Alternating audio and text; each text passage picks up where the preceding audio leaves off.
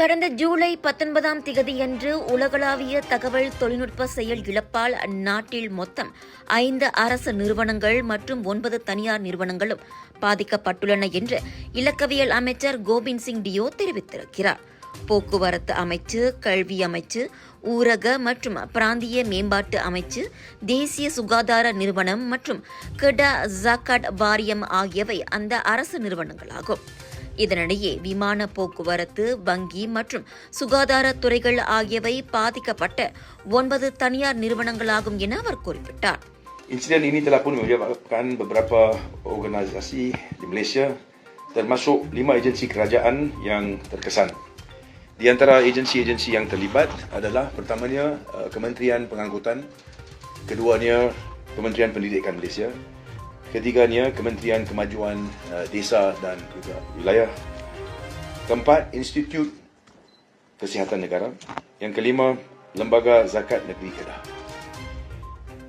Saya telah pun dimaklumkan bahawa ianya bukan satu serangan cyber. Ianya berlaku kerana susulan kelemahan yang wujud pada sistem perisian kemas kini, CrowdStrike. Kelemahan ini telah pun mengakibatkan sistem operasi Microsoft terganggu dan pengguna-pengguna yang menggunakan Microsoft tidak dapat akses kepada sistem komputer mereka. Saya rasa semua di sini masih ingat bila kita cuba untuk akses, apa yang kita lihat data tu skrin yang berwarna biru. Cyber security நிறுவனமான கிரவுட்ஸ்ட்ரைக்கால் ஏற்பட்ட அந்த தொழில்நுட்ப செயல் இழப்பு குறித்து அரசாங்கம் Microsoft நிறுவனத்திடம் இருந்து பதில்களை எதிர்பார்ப்பதாகவும் அவர் விவரித்தார். இப்பிரச்சினை இணைய ஊடுருவல் தாக்குதலாக இல்லாவிட்டாலும் அரசாங்கம் அதனை சீரிய விவகாரமாக கருதுவதாக கோபிந்த் சிங் கூறினார். Jadi apabila wujud masalah sebegini rupa, kerajaan memandang sangat serius untuk kita hendak pastikan bahawa kita boleh meningkatkan trust rakyat di dalam platform-platform yang ada. Kita kena pastikan bahawa apabila berlaku insiden sebegini, kita panggil pihak-pihak yang terlibat, Microsoft dan juga CrowdStrike, dan minta mereka memberikan laporan, beritahu kita sebenarnya apa yang telah pun berlaku, setakat mana ada orang-orang yang telah pun mengalami kerosakan, kehilangan, dan apakah langkah-langkah yang akan diambil untuk pastikan ianya tidak berulang. Dan juga untuk mereka memberikan kepada kita cadangan mereka untuk memperbaiki sistem bergerak ke depan. Kita juga telah pun menerima aduan daripada beberapa pihak bahawa mereka telah pun mengalami kehilangan kewangan. Dan saya di situ telah pun minta supaya sekiranya dibuat tuntutan dan sebagainya, saya minta pihak-pihak yang bertanggungjawab ini pertimbangkan permohonan-permohonan tersebut dan sejauh mana boleh bantu untuk mengatasi masalah tersebut, membantu untuk mereka memperbaiki keadaan tersebut. Langkah-langkah yang saya sebut tadi, di mana kita membawa undang-undang seperti mana saya sebut tadi, dan juga apa yang kita laksanakan, kita duduk bincang dengan pihak-pihak yang berkaitan. Ini menunjukkan bahawa kerajaan serius dalam kita mengekalkan persekitaran digital yang selamat dan juga terjamin. தகவல் தொழில்நுட்ப செயல் இழப்பின் போது phishing முயற்சி நடந்ததாகவும் அதை அரசாங்கம் வெற்றிகரமாக தடுத்துள்ளதையும் இன்றைய செய்தியாளர் சந்திப்பில் கோபிந்த் சிங் விளக்கமளித்தார். மது, சிகரெட் மற்றும் சூதாட்ட நிறுவனங்களிடமிருந்து பள்ளிகளுக்கு நன்கொடை அளிக்கக்கூடாது என்ற நிலைப்பாட்டை பாதுகாக்கும் அம்னோ இளைஞர் பகுதி தலைவர் அக்மால் சாலேயின் முயற்சியை தாங்கள் முழுமையாக வரவேற்பதாக மாயிகா மகளிர் தேசிய தலைவி சரஸ்வதி நல்லத்தம்பி தெரிவித்துள்ளார். சீன பள்ளிகள் உட்பட கல்வி அமைச்சின் கீழ் செயல்படுகின்ற பள்ளிகளுக்கு நன்கொடை வழங்கப்படுவதற்கு நிர்ணயிக்கப்பட்டுள்ள வழிமுறைகள் ஒருபோதும் தளர்த்தப்படாது, விலக்களிக்கப்படாது மற்றும் மறு ஆய்வு செய்யப்படாது என்று கல்வி அமைச்சர் பட்லினா சீடேக் நேற்று திட்டவட்டமாக கூறியுள்ளதை அவர் சுட்டிக்காட்டினார். கடந்த 2018ஆம் ஆண்டின் சுற்றறிக்கை எண் 3 அடிப்படையில் சூதாட்டம், போதைப்பொருள், சிகரெட், மது போன்றவற்றை உள்ளடக்கிய நிறுவனங்களிடமிருந்து வரும் நன்கொடைகள் மாணவர்களின் அறிவுசார், ஆன்மீகம், உணர்ச்சி மற்றும் உடல் திறன்களின் வளர்ச்சியை பாதிக்கலாம். இதுபோன்ற விளைவுகளை மலேசிய கல்வி அமைச்சு சுட்டிக்காட்டியுள்ளதால் இந்த வழிகாட்டுதல்களை பின்பற்ற வேண்டியது அவசியம் என்றார் சரஸ்வதி. இதனிடையே DAP பொதுச் செயலாளரும் போக்குவரத்து அமைச்சருமான ஆந்தனி லாக் இந்த வழிகாட்டுதலில் தளர்வு ஏற்படுத்தும் வகையில் அமைச்சரவைக்கு கொண்டு செல்லவிருப்பதாக கூறியிருந்தார். எந்த கட்சி அழுத்தம் கொடுத்தாலும் தற்போதுள்ள இந்த கொள்கையை அரசாங்கம் பாதுகாக்க வேண்டும் என்று சரஸ்வதி வலியுறுத்தினார். நேபாளத்தில் 19 பேருடன் சென்ற பயணிகள் விமானம் ஒன்று விழுந்து விபத்துக்குள்ளானதில் அனைத்து பயணிகளும் உயிரிழந்தனர். காட்மாண்டு திரிபுவன் சர்வதேச விமான நிலையத்திலிருந்து புறப்பட்ட சௌரியா ஏர்லைன்ஸ் விமானம் ஓடுதளத்தில் சென்றபோதே கட்டுப்பாட்டை இழந்து மலேசிய நேரப்படி மதியம் 1:26 மணியளவில் சறுக்கி விபத்துக்குள்ளானது. விபத்துக்குள்ளான மறு வினாடியே விமானத்தில் தீப்பற்றியதால் நிலைமை மோசமானதைத் தொடர்ந்து தகவல் அறிந்து சம்பவ இடத்திற்கு விரைந்த தீயணைப்பு வீரர்கள் தீயை அணைத்து உடனடியாக மீட்புப் பணியில் ஈடுபட்டனர். இந்த விமான விபத்தில் 18 பேரின் உடல்கள் மீட்கப்பட்டன.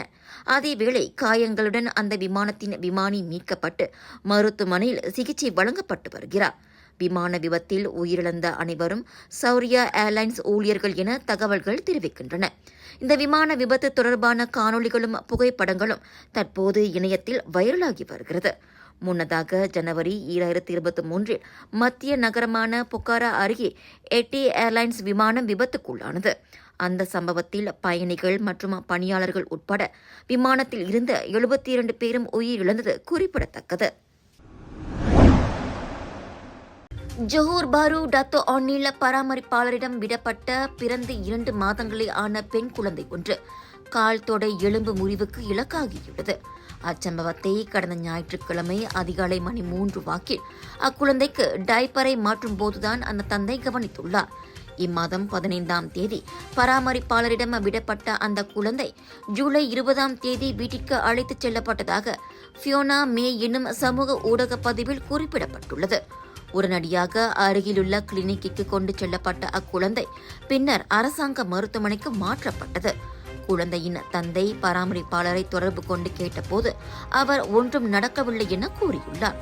அதனால் இம்மாதம் 21ஆம் தேதி மாலை மணி 4:38 வாக்கில் அவர் போலீஸ் புகார் செய்தார். அதனை அடுத்து கைது செய்யப்பட்ட அந்த பராமரிப்பாளர் விசாரணைக்காக 6 நாட்கள் தடுத்து வைக்கப்பட்டுள்ளதை ஜோஹர் பாரு ஸ்லாத்தான் போலீஸ் தலைவர் அசிஸ்டன்ட் கமிஷனர் ரவூப் இஸ்லாமார் உறுதிப்படுத்தியுள்ளார். தென்னிந்திய நகரமான சென்னையிலிருந்து 300 கிலோமீட்டர் தூரத்திலும் வாஷிங்டன் டிசியிலிருந்து 14,000 கிலோமீட்டர் தூரத்திலும் அமைந்துள்ளது ஒரு சிறிய கிராமமான துளசீந்திரபுரம்.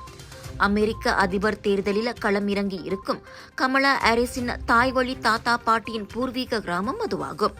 அந்த கிராமத்தின் மைய பகுதியில் தற்போது 59 வயதாகும் கமலா ஹாரிஸின் பதாதை ஒன்று கம்பீரமாக காட்சியளிக்கிறது. அந்த பதாதையில் கமலா ஹாரிஸுடன் அவருடைய தாய்வழி தாத்தா பாட்டியின் பெயர்களும் இடம்பெற்றுள்ளன.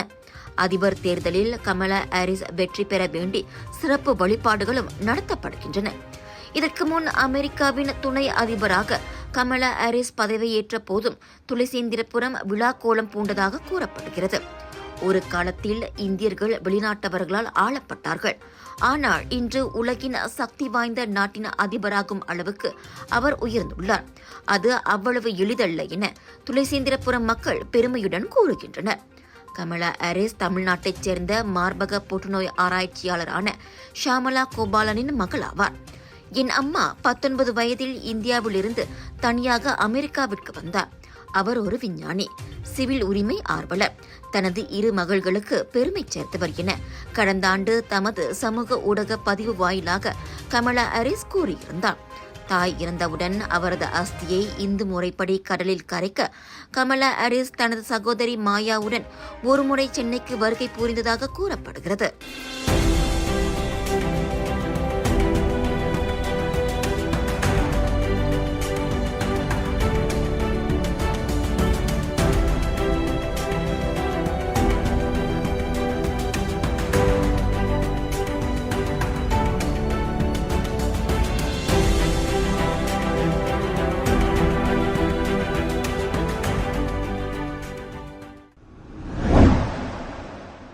சூரியனுக்கு மிக அருகில் இருக்கும் மெர்க்யூரி அல்லது புதன் கிரகத்தின் நிலப்பரப்பிற்கு அடியில் 14 கிலோமீட்டர் ஆழத்திற்கு தடிமனான வைர அடுக்குகள் இருக்கலாம் என நேச்சர் கம்யூனிகேஷன்ஸ் என்னும் அறிவியல் சஞ்சிகையில் கடந்த மாதம் வெளியிடப்பட்டுள்ள புதிய ஆய்வு காட்டுகிறது.